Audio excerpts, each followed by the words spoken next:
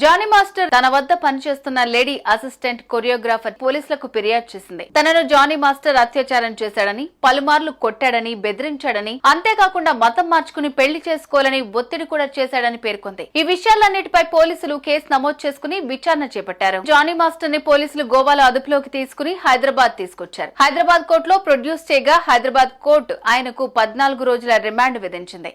ఇక తాజాగా Johnny master remand report వెలుగులోకి వచ్చింది. దురుద్దేశంతోనే బాధితురాల్ని జానీ మాస్టర్ అసిస్టెంట్ గా చేర్చుకున్నారని, 2019లోనే బాధితురాలతో జానీ మాస్టర్ కు పరిచయం ఏర్పడిందని పేర్కొన్నారు. షూటింగ్ కోసం 2020లో ముంబై వెళ్లగా అక్కడ ఆమెపై లైంగిక దాడి చేశాడని తేలింది. అప్పుడు ఆమె వయస్సు కేవలం 16 ఏళ్లు మాత్రమే ఉన్నట్లుగా కూడా రిమాండ్ రిపోర్ట్ లో పేర్కొన్నారు. అలా 4 ఏళ్లలో బాధితురాలపై ఎన్నోసార్లు లైంగిక దాడి జరిగినట్లుగా ఉంది. ఈ విషయం బయటికి చెప్తే సినిమా అవకాశాలు రాకుండా చేస్తానని కూడా జానీ మాస్టర్ బెదిరించాడు. జానీ మాస్టర్ తో పాటు జానీ మాస్టర్ భార్య కూడా బెదిరింపులకు దిగిందని పేర్కొన్నారు.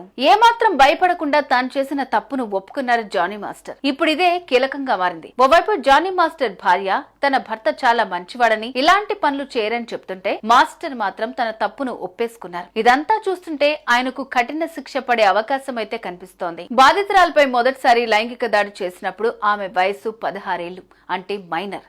దీంతో కేసు మరింత స్ట్రాంగ్ అయ్యే ఛాన్స్ ఉంది. చూడాలి ఈ 14 రోజుల రిమాండ్ లో జానీ మాస్టర్ నుంచి ఇంకెన్ని విషయాలు రాబడతారో.